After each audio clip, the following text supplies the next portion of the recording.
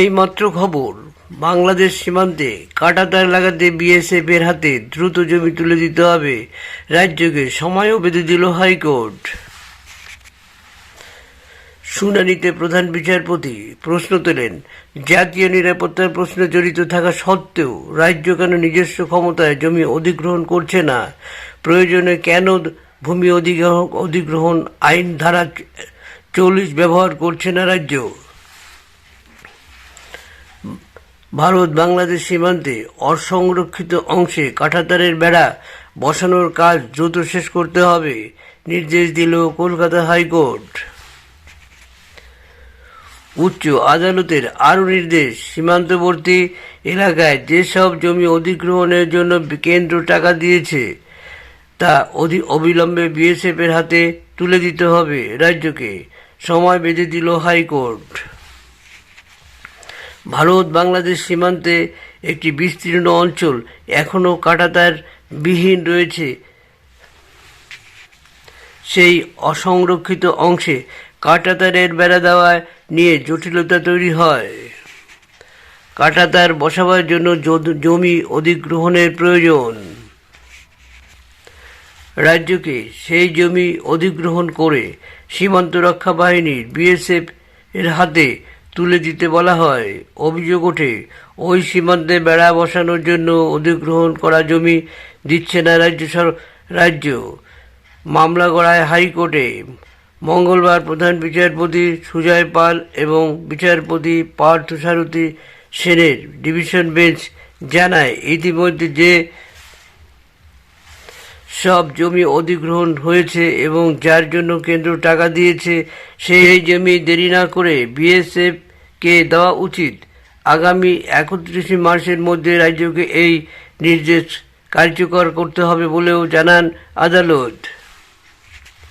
শুনানিতে প্রধান বিচারপতি প্রশ্ন, জাতীয় নিরাপত্তার প্রশ্ন জড়িত থাকা সত্ত্বেও রাজ্য কেন নিজস্ব ক্ষমতায় জমি অধিগ্রহণ করছে না? প্রয়োজনে ভূমি অধিগ্রহণ আইনের ধারা 40 কেন ব্যবহার করা হচ্ছে না? বিচারপতি সেনের মন্তব্য, আন্তর্জাতিক সীমানার অংশীদার হয়েও রাজ্যের উদ্যোগ না নেওয়া অত্যন্ত উদ্বেগজনক।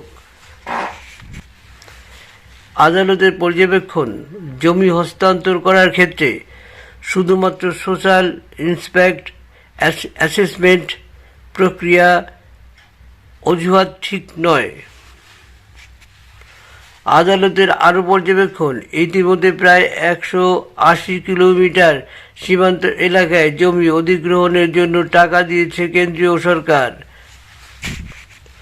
পাশাপাশি আদালত এও জানায়, কাঁটাতারের বেড়া দেওয়ার জন্য যেসব জমির ক্ষেত্রে এখনও পর্যন্ত রাজ্য মন্ত্রিসভায় অনুমোদন মেলেনি, সেখানে জাতীয় নিরাপত্তার স্বার্থে জরুরি ভিত্তিতে অধিগ্রহণ সম্ভব কিনা সে বিষয়ে কেন্দ্র এবং রাজ্যের বক্তব্য শোনা হবে। দুপক্ষকেই হলফনামা দিতে হবে। আগামী 2রা এপ্রিল এই মামলায় পরবর্তী শুনানি।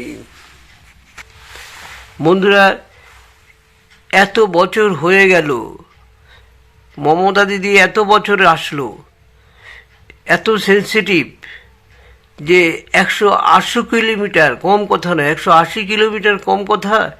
এটা যদি ফাঁকা থাকে এখান থেকে তো অনুপ্রবেশ করবেই। আর কিন্তু স্বার্থন্বেষী লোক রয়েছে যারা এইসব লোকগুলোকে এনে টাকার বিনিময়ে তাদের ভারতীয় করে দিচ্ছে। এটা কিন্তু আমাদের পশ্চিমবঙ্গ সরকারকে অবশ্যই দেখা উচিত। এত বছর হয়ে গেল, কেন এখনও এইসব করা হলো না? এটা জনগণ বা কী বলছেন? আমি জনসাধারণকে, পাবলিককে বলছি, আপনারা কমেন্টস করে জানান।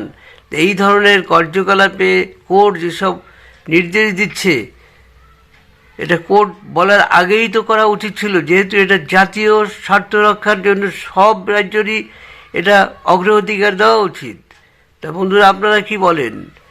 যারা আমার ভিডিওটি প্রথম দেখবেন অবশ্যই একটু সাবস্ক্রাইব করে পাশে থাকা বেল আইকনটি বাজিয়ে দেবেন, লাইক এবং শেয়ার করে রাখবেন।